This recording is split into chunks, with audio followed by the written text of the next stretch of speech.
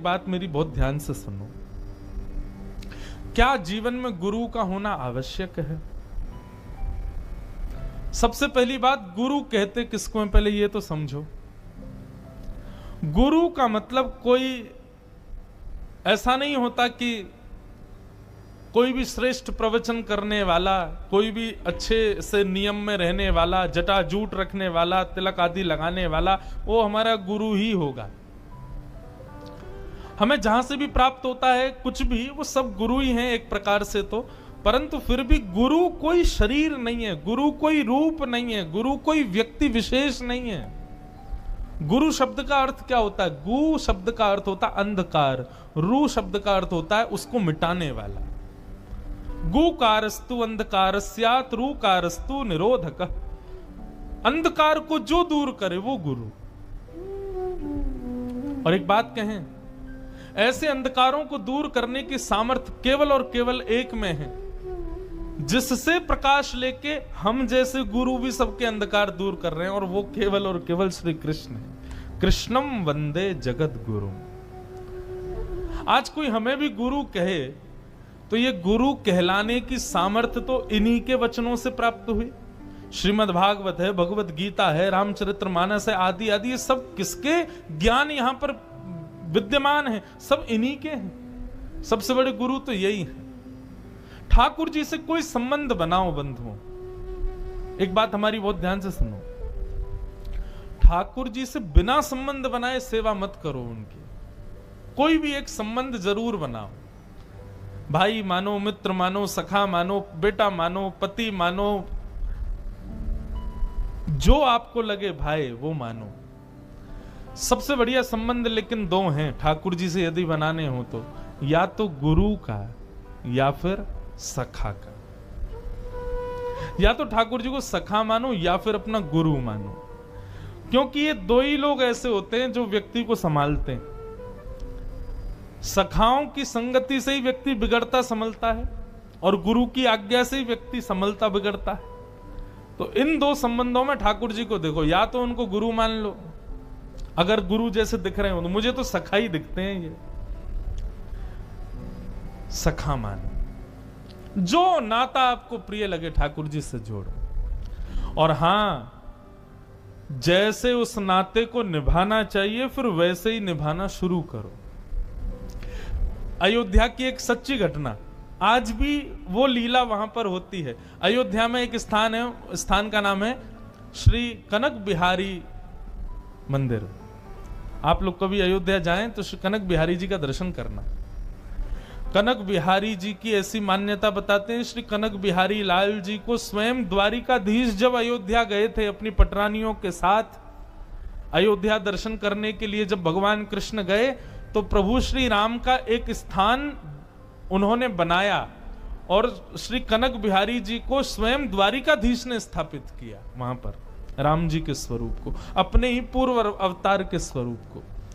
तो कनक बिहारी जी के दर्शन करने के लिए एक वैष्णव ब्राह्मण जाते थे, विद्वान ब्राह्मण। वो वशिष्ठ गोत्र में उनका जन्म हुआ था, तो इस नाते से वो राम जी को अपना चेला मानते थे। दुनिया तो जाके कनक बिहारी जी के हाथ जोड़ती थी, और वो कनक बिहारी जी के सामने जाके कहे, राजी रहो बेटा, खुश रहो, तुम सदा प्रसन्न रहो, बहू रानी तुम सदा प्रसन्न रहो, ऐसे आशीर्वाद देते थे। लोग बाग आके कहते हुए देखो पागल आ गया, ये राम जी को आशीर्वाद देता है आके। लेकिन लोग क्या जाने कि उनके संबंध को ठाकुर जी स्वीकार कर चुके थे। और एक और बात, वो जब आते थे ना मंदिर में, तो पुजारी जी को पहले बाहर बुलाते और बुला के कहते, सुनो हम मंदिर में आ रहे हैं, बहू रानी का घूंघट कर दो। गुरु जी के आगे मुंह उघारे थोड़ी बैठी रहेंगी। तो पुजारी भी उनकी बात मानते और सीता जी का घूंघट कर देते, तब वो आते। ऐसा बताते हैं, एक बार पुजारी जी घूंघट करना भूल गए तो मंदिर की किवाड़ आधी अपने आप बंद हो गई, मतलब सीता जी छुप गई, बोले गुरु जी आए हैं। संबंध बनाया एक व्यक्ति ने, लेकिन निभाते ठाकुर जी थे। लेकिन कुछ लोगों ने उनका विरोध किया। कुछ लोग बोले हम नहीं मानते ये सब, तुम अपने बस प्रसिद्धि के लिए जाके ऐसा कहते हो, ठाकुर जी राजी रहो और उनको अपना शिष्य मानते हो। मंदिर में उनका प्रवेश निषेध करा दिया। लेकिन बंधुओं, कनक बिहारी जी साल में कुछ दिन पालकी में विराजमान होते हैं और अयोध्या भ्रमण के लिए जाते हैं। तो जैसी पालकी में बैठ करके आए तो गुरुजी प्रतीक्षा करते थे कि मैं अंदर नहीं जा सकता, लेकिन राघव तो बाहर आते हैं ना, तो अपने द्वार से ही उनको आशीर्वाद दे दूंगा। तो जैसे ही पालकी उनके घर के सामने से जाती, अनायास ही पालकी के ऊपर बैठे हुए श्री राम जी की प्रतिमा का मुकुट नीचे गिर जाता। जैसे मुकुट गिरा, यात्रा रुक जाती। अरे अरे अरे, राघव जी का मुकुट गिर गया, पहनाओ। लोग बाग लगते, पुजारी आदि उनको पहनाने में। जैसे पालकी उठाते फिर मुकुट गिर जाता। 2-3 बार किया तो अपने घर से वो बोले, अरे सुनो, वो मुकुट नहीं पहनेंगे। क्यों? गुरुजी के घर के सामने से जा रहे हैं, मुकुट पहन के थोड़ी जाएंगे। गुरुजी के सामने तो झुक करके जाते हैं ना, तो इसलिए राम जी अपना मुकुट उतार के सम्मान कर रहे हैं अपने गुरुदेव का। लोग बाग बोले, देखो ये पागल फिर से शुरू हो गया। लेकिन बंधुओं, लोगों को आश्चर्य तो तब हुआ, आज तक भी 2023 चल रही है, आज भी, आज तो वो गुरुजी भी नहीं है, लेकिन उनके घर के सामने से आज भी जब राम जी की वो सवारी जाती है तो आज भी मुकुट गिर जाता है। आज भी ठाकुर जी अपने गुरु ग्रह का सम्मान करते हैं, ये मेरे गुरुजी का निवास है। संबंध आप बनाओ, निभाएंगे वो, बनाओ तो सही। तो जो नाता आपको प्रिय लगे ठाकुर जी से जोड़ो और ठाकुर जी से फिर उस नाते को निभाओ। हम एक कीर्तन गाया करते हैं कथा में, करताल बजा के गाओ, द्वारिकाधीश की।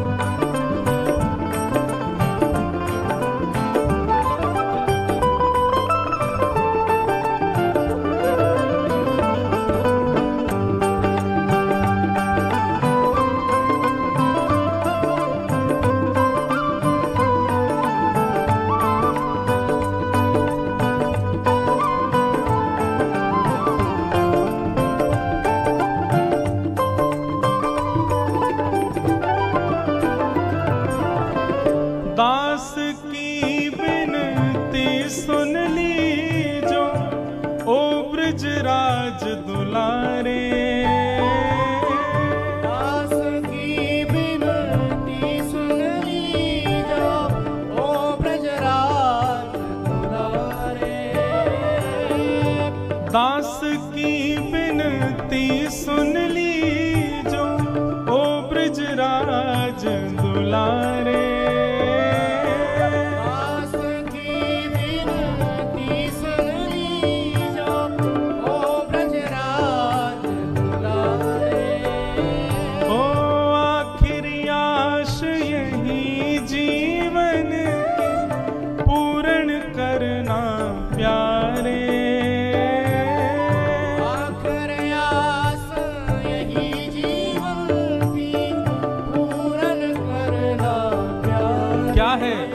हमारी आखिरी आशा केवल यही है नाथ, हमसे संबंध आपका बन गया, अब बस उसको निभा तो आप दिए हो, बस एक काम और कर दो। आखिरी आश है नाथ, एक बार हृदय से लगा लो, ओ मेरे प्रियतम हो। एक बार हृदय से लगा लो, ओ मेरे प्रिय।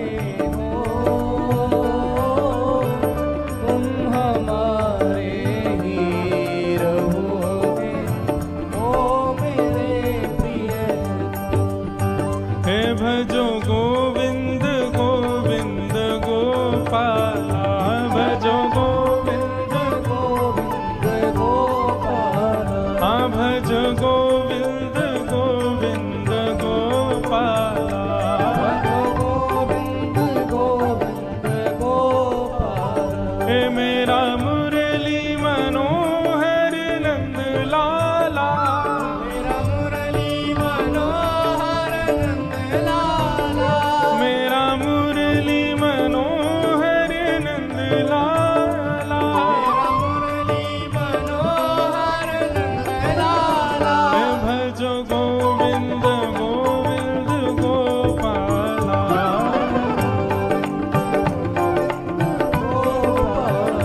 भजो गोविंद गोविंद गोपाला, गोविंद गोविंद गोपाला, हाँ भज गोविंद गोविंद गोपाला,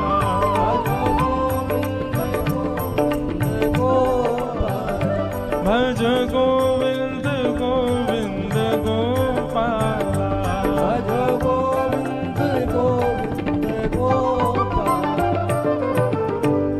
संबंध ठाकुर जी से भक्ति की 3 धारा बंधुओं, विश्वास, संबंध और समर्पण।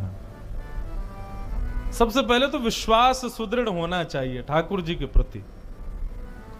दूसरा, फिर संबंध बनाओ, निभाओ। विश्वास के बिना संबंध टिकेगा नहीं। आज संसार में भी आप किसी से संबंध बनाते हो तो विश्वास पर ही वो टिकता है। तो पहले विश्वास, फिर संबंध और फिर समर्पण।